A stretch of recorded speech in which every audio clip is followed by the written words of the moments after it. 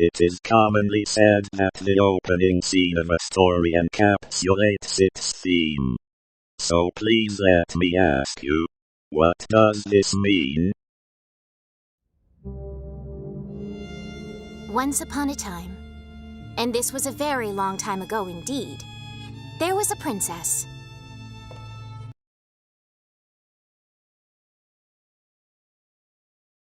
Welcome, my name is Mr. E, and in this production, if one could call it that, we will uncover the secrets of Knights of Guinevere.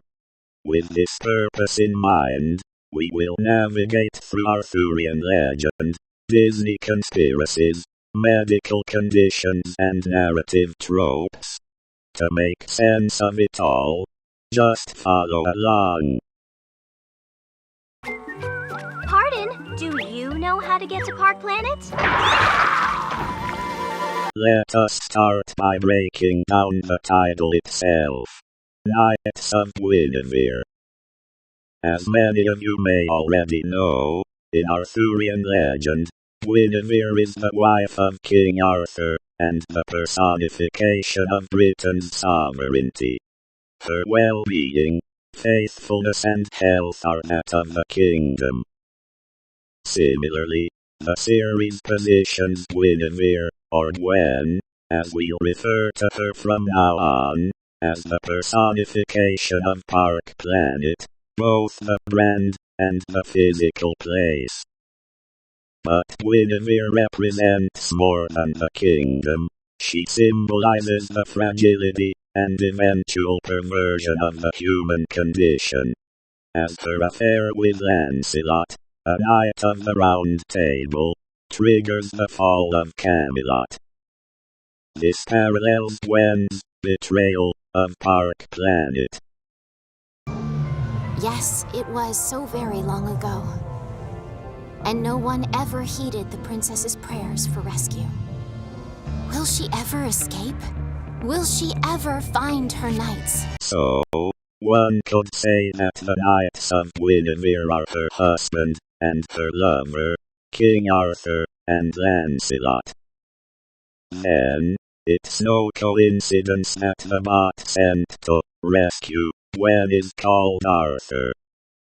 Not only that, but it shares VA with Orville Park, Pro ZD/Sun 1 Cho, crowning Gwen as the queen to Park's king. Arguably, there is a third Knight of Guinevere. Sir Gawain. Often referred to as her nephew, his name is a linguistic variation of hers. His own legend, the Tale of the Green Knight, features a figure who, much like Guinevere, reflects nature itself. The eponymous Green Knight. I believe our protagonists, Andy and Frankie, are Koji's stand-ins for this legendary kin. Just as much as they are a foil to Daenerys, respectively. A disgruntled ex-employee making a living, and someone who believes in the magic of art. You likely know the story. A mysterious giant challenges the Round Table to a game. A strike for a strike.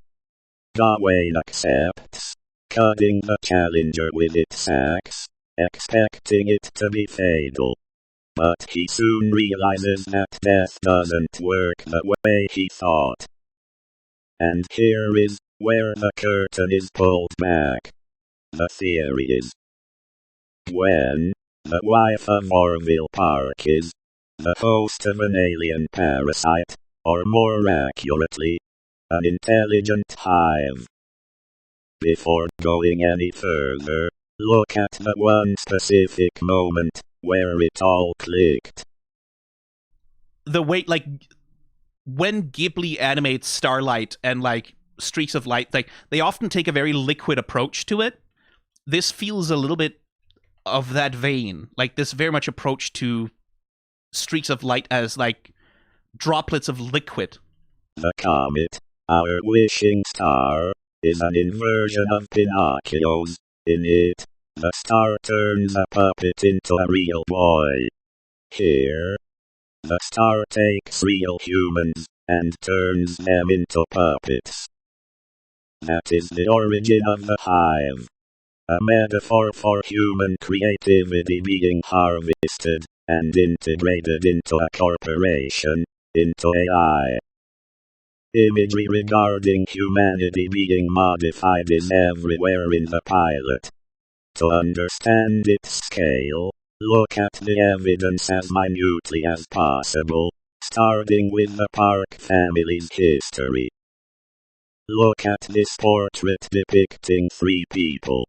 Orville Park, nothing of note there, yet. Are you hurt? Olivia Park, notice her dark hair here, which we know eventually turns white. This is a real condition called Marie Antoinette syndrome, where extreme stress triggers a sudden loss of melanin. Finally, there is another female figure, who we can assume is Olivia's mother. Her head is obscured throughout all appearances of this canvas, imagery that echoes the fate of the Green Knight and the French Queen. Going back to Orville, now there is something of note. A blue spot on his forehead. This signals a kind of contamination, perhaps similar to argyria, a condition caused by excessive exposure to silver compounds that turns the skin blue. While that is a valid interpretation, since the series shows how consumerism and capitalism fuel the climate crisis.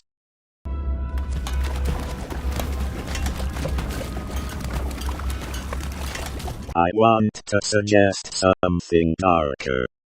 This isn't environmental contamination, but rather a biological infection and terraformation. Under this perspective, the blue hue is the clue. This brings weight to Orville's line. I hope this can make up for... I don't think I need to say it.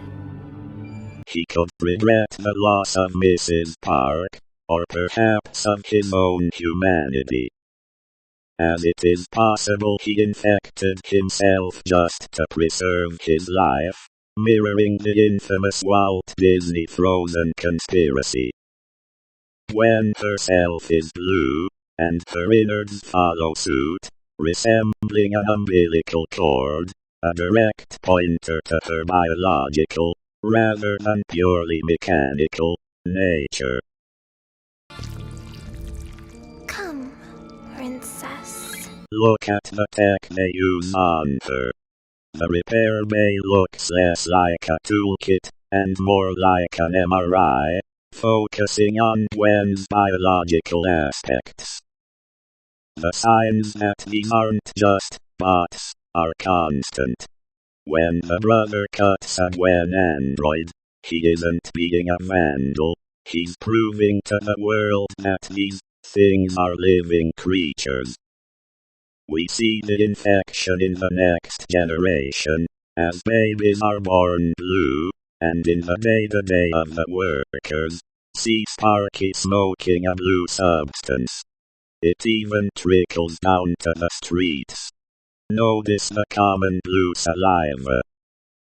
There's also the story about Gwen's tears bringing wondrous creatures, the star pups.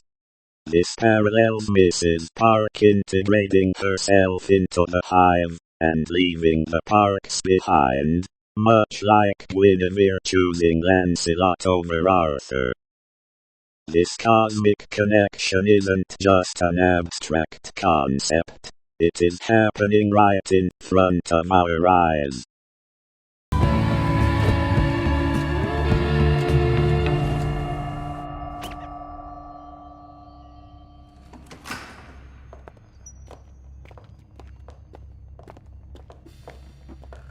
The androids are not a product line, but rather a hive mind from the stars.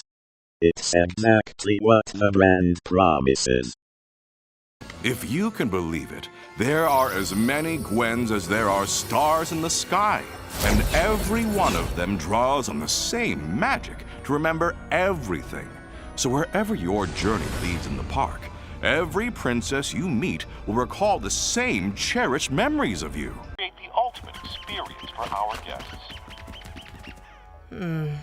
She doesn't really look like any of these models. Doesn't matter what model she is. You need to go back for her. Yeah, the princess is the princess. All monarchs are usurpers and descendants of usurpers. Frankie seems uniquely, cosmically connected to the hive, which is why her hallucinations center so specifically on the star pups. The first sign that the infection is not just one of the body, but of the mind.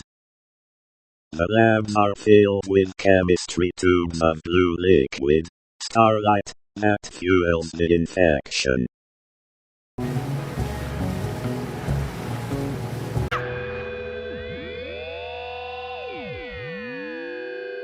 Rise, Lady Frankie! You gotta save the princess.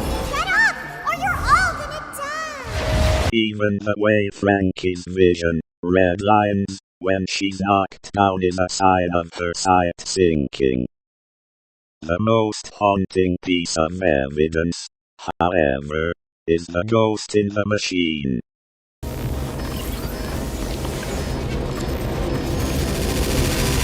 Hello? Is anyone there? Help. Pop up when Gwen reboots. It's not a glitch. It's Mrs. Park's call. Trapped in the circuit, noting there is finally someone else with her. This would explain why Gwen's vision seems to coincide with Frankie's hallucinated reality.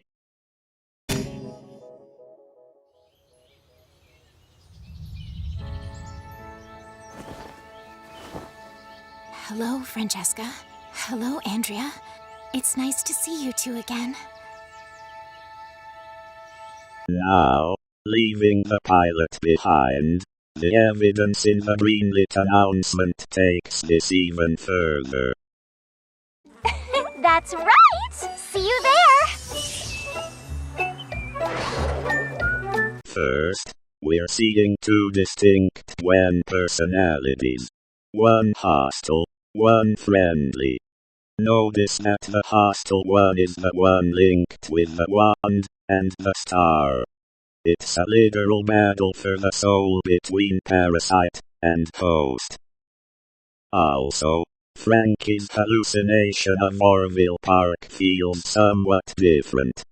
A distorted, shadowy figure, he may not be a figment of her imagination at all. He may be speaking to her directly through the grave. Regardless of who controls Gwen, the center of it all is her brain. She is biological. She is alive. And that's the ultimate irony on Park Planet. Either way, they cannot control her. She will want out. Even the art book slogan, designed 100% by humans. Now that's rare. reflects the series' core theme, that art can only be created by humans. Even as those very humans build systems to replace themselves. Which brings us back to Frankie. What could be a sign that her humanity is being stripped away? She physically cannot cry. Ultimately, Knights of Guinevere is about the fragility of the human condition, and the perversion of the systems they built. I hope this reasoning is as convincing to you as it was to me. After all, there is no I in Knights of Guinevere, only the wishing star. Thank you for your time. I will see you on Park Planet. Don't be dead.